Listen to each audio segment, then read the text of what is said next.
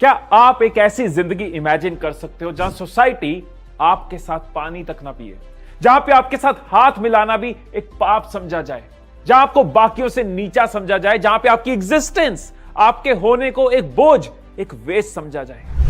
आपके घर में कोई बीमार और डॉक्टर इलाज करने से मना करते, कोई मरता है मर जाए लेकिन इलाज नहीं करेंगे क्योंकि आप उनके जैसे नहीं। सेम दो हाथ हैं, दो आंखें हैं, दो कान है, एक नाक है, लेकिन तब भी आपको बोल दिया जाए कि आप अलग हो।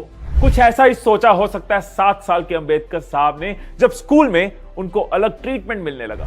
बच्चे बुक्स पे इंक गिरा देते थे, उनकी बुक्स के पेजेस फाड़ देते थे और टीचर उन बच्चों को डांटने की जगह उन्हीं को डांट देती थी। बेवजह मारपीट होती थी। जो पानी का मटका था उसको टच करना अलाउड नहीं था।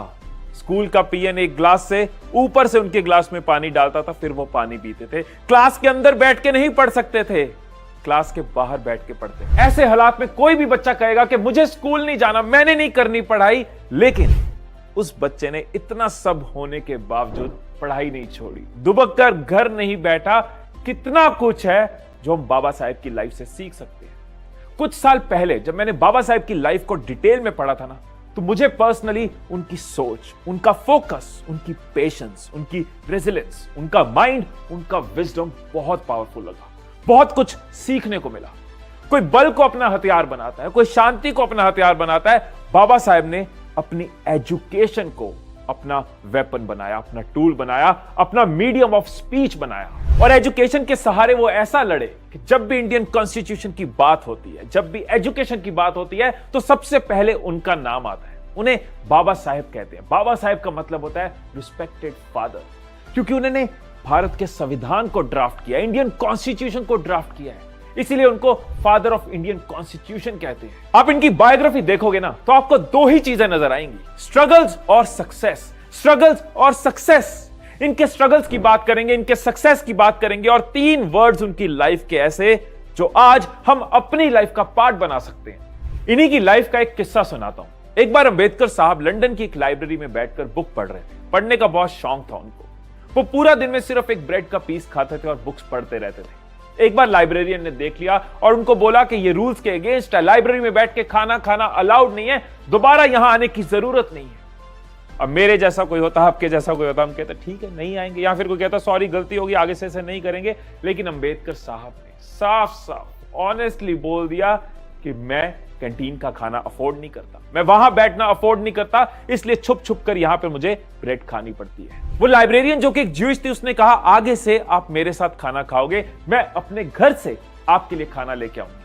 अंबेडकर साहब की उस ऑनेस्टी की वजह से उस लाइब्रेरियन जो कि उनको जानती नहीं, कोई पहचान नहीं, वो हर रोज उनके लिए खाना लाने लगी। और मैं आपको यह भी बता दूं कि अंबेडकर साहब की पर्सनल लाइब्रेरी में 50,000 बुक्स हैं, 50,000 किताबें हैं। और इतना ही नहीं, अंबेडकर साहब ने अपने लाइफ टाइम में 26 डिग्रियां ली। उन्होंने इकोनॉमिक्स में ही टोटल 29 कोर्सेज लिए, सोशियोलॉजी में 6, फिलॉसफी में 5, एंथ्रोपोलॉजी में 4, पॉलिटिक्स में 3 और एक जर्मन और फ्रेंच एलिमेंट्री लैंग्वेज में।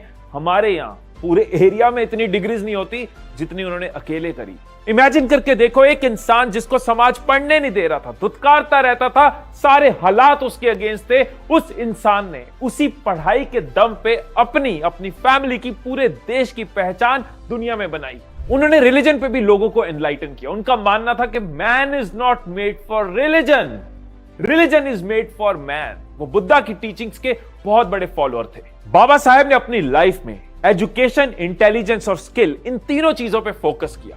वो अपने आप को एजुकेट करते रहे, अपनी इंटेलिजेंस पे काम करते रहे और इन दोनों की मदद से अपनी स्किल को ग्रो करते रहे। ये फॉर्मूला हमारे लिए हो सकता है कि एजुकेशन गेन करते रहो, अपनी इंटेलिजेंस पे काम करते रहो और इन दोनों की मदद से अपनी स्किल को ग्रो करते रहो। फाइनेंस की बात करें तो आज हमारा पूरा देश फाइनेंस के लिए किसके ऊपर डिपेंडेंट है?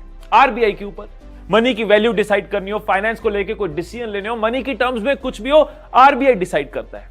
क्या आपको पता है कि आरबीआई की फॉर्मेशन जिन 2 किताबों पे हुई है, वो दोनों किताबें बाबा साहेब ने लिखी हैं। पहली किताब the evolution of provincial finance in British India और दूसरी the problem of the rupee.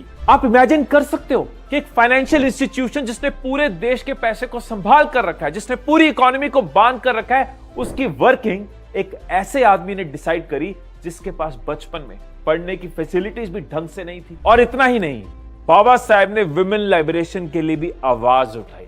उन्होंने कॉन्स्टिट्यूशन के अंदर विमेन के लिए सिटीजनशिप, जस्टिस, इक्वालिटी और लिबर्टी के बेसिस पे राइट दिया, और वो भी तब जब ये सब एग्जिस्ट नहीं करते थे। और हम सबको पता है वो लॉज आज भी इंप्लीमेंट होते हैं। इनफैक्ट उसमें अपडेट्स हैं, जैसे पार्टीज में विमेन के लिए सीट होना, इंस्टीट्यूशंस में उनके लिए पोजीशंस होना। ये मेरा मानना है और आप भी इससे अग्री करोगे कि जब एक इंसान परेशान माहौल से उठता है तो वो अपने साथ साथ दूसरों का भी ध्यान रखता है। उसके अंदर गरूर नहीं आता, उसके अंदर एक जज्बा होता है दुनिया बदलने का, दूसरों को भी उठाने का। बाबा साहब को बचपन में लोगों ने स्ट्रीट लाइट तक के नीचे पढ़ने नहीं दिया, क्योंकि वो उनके घर का रास्ता है।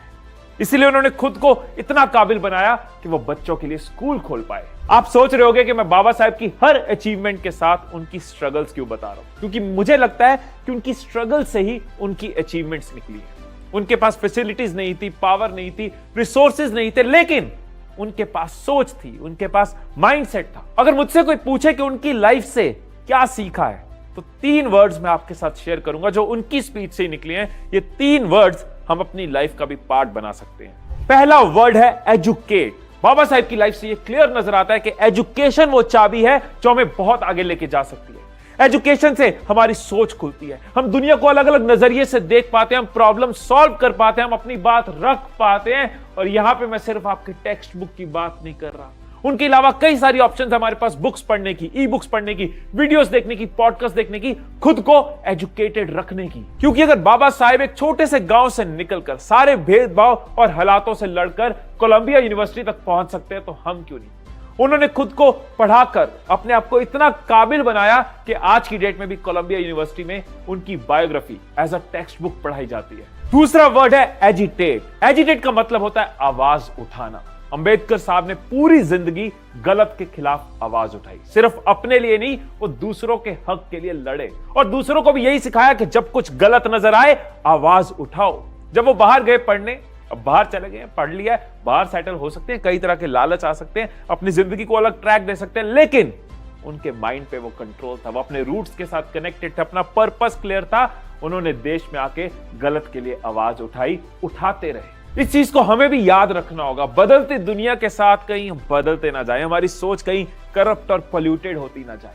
सच के लिए आवाज उठाना, जो हमें सही लग रहा है उसके लिए आवाज उठाना, वो डर को खत्म करना होगा। जहां भी कुछ गलत नजर आ रहा है, सोसाइटी के गार्ड के साथ कुछ गलत हो रहा है, ऑफिस के पीएन के साथ कुछ गलत हो रहा है, या घर में कोई काम कर रहा है उसके साथ गलत हो रहा है, शुरुआत घर से ही करनी होगी। सच के लिए, सही के लिए आवाज उठाते रहना चाहिए। और थर्ड वर्ड है ऑर्गेनाइज। ये एक लाइफ सेविंग स्किल है। एक इंसान 26 डिग्रियां तभी कर सकता है अगर वो ऑर्गेनाइज्ड है। सबसे पहले उन्होंने अपनी सोच को ऑर्गेनाइज किया, क्योंकि इतने तरह के प्रेशर्स हैं, सोसाइटी के प्रेशर्स हैं, इमोशनल डिस्ट्रैक्शंस हैं, भेदभाव है, गरीबी है, लेकिन उस थॉट को ऑर्गेनाइज किया, अपने लाइफ के पर्पस को ऑर्गेनाइज किया, अपनी जिंदगी को ऑर्गेनाइज किया, तभी वो इतना एक्सेल कर पाए। आज की डेट में हम सबको ये बहुत सीखने की जरूरत है, क्योंकि हम तो डिस्ट्रैक्शंस की दुनिया से भरे हैं। फोन में कभी भी कुछ आ रहा है, कोई फोकस नहीं है, कोई कंसंट्रेशन नहीं है, ना हमारा टेबल ऑर्गेनाइज्ड है, ना हमारा माइंड ऑर्गेनाइज्ड है। और जब ऑर्गेनाइज नहीं होंगे तो गोल्स कैसे अचीव करेंगे, जिंदगी में जो पाना चाहते हैं वो कैसे पाएंगे। आज की डेट में मेरा यूट्यूब पे जो भी मेरी अचीवमेंट्स है, उसके पीछे मैं सिर्फ 2 चीजों को रीजन देता हूं। एक, आप सबका प्यार, वो ना होता तो कुछ ना होता। और दूसरा, जिस चीज का मुझे बहुत प्राइड है, वो है माई स्किल टू ऑर्गेनाइज। मैं कोशिश करता हूं मैं अपने आप को ऑर्गेनाइज रखता जाऊं। तो बाबा साहेब ने सिर्फ दलितों को हक नहीं दिलाया, उन्होंने मुझे, आपको, हम सबको जीना सिखाया, अपने हक के लिए लड़ना सिखाया। उन्होंने सिर्फ दलितों को एजुकेशन नहीं दी, बल्कि खुद को इतना एजुकेटेड किया कि आज वो हम सब के लिए एक इंस्पिरेशन है। उन्होंने सिर्फ दलितों को आवाज उठाना नहीं सिखाया, हम सबको अपनी राइट्स के लिए लड़ना सिखाया। उन्होंने सिर्फ सक्सेस अचीव नहीं किया, उन्होंने हम सबको फर्श से अर्श तक का, स्क्रैच से स्काई तक का रास्ता दिखाया। इस extra ordinary activist, reformist, economist, teacher, writer, fighter की लाइफ से सीखकर कोई भी जीरो से हीरो बन सकता है। आप में से शायद बहुत लोगों को यह नहीं पता होगा कि इंडिया के फर्स्ट लॉ मिनिस्टर अंबेडकर साहब दुनिया के अकेले ऐसे इंसान हैं जिनको लंदन स्कूल ऑफ इकोनॉमिक्स ने डॉक्टर ऑल साइंस का टाइटल दिया। बहुत लोगों ने इसके लिए ट्राई किया, लेकिन आज तक यह टाइटल सिर्फ उनको मिला। दोस्तों, ऐसे महान इंसान की जिंदगी को, उनकी स्ट्रगल्स को, उनकी अचीवमेंट्स को हम सबकी रिस्पेक्ट, हम सबका नमन। उनके काम के लिए, उनकी मेहनत के लिए, उनकी कंट्रीब्यूशन के लिए 14 अप्रैल जिस दिन उनका जन्मदिन होता है, उस दिन हर साल अंबेडकर जयंती मनाई जाती है। दोस्तों, जाने से पहले एक चीज जरूर कहूंगा कि उनकी जो भेदभाव की लड़ाई थी ना, वो अभी खत्म नहीं हुई। आज भी हमारे देश में बहुत जगह भेदभाव होता है और ये रिस्पॉन्सिबिलिटी मुझे, आपको, हम सबको, स्पेशली यूथ को लेनी होगी। इस वीडियो के बाद ये सवाल जरूर सोचना कि आखिर डिस्क्रिमिनेशन क्यों, आखिर ये भेदभाव क्यों? अगर आप मेरी सोच से सहमत हो, अगर आप बाबा साहेब की सोच से सहमत हो, तो नीचे कमेंट्स में #WeAre1 लिखकर इस थॉट को, इस सोच को अपनी सपोर्ट जरूर देना। एक बार फिर से दिल से रिस्पेक्ट इस महान इंसान को। फिर मिलेंगे अगली वीडियो में, तब तक खुश रहिए, खुशियां बांटते रहिए। I love you all.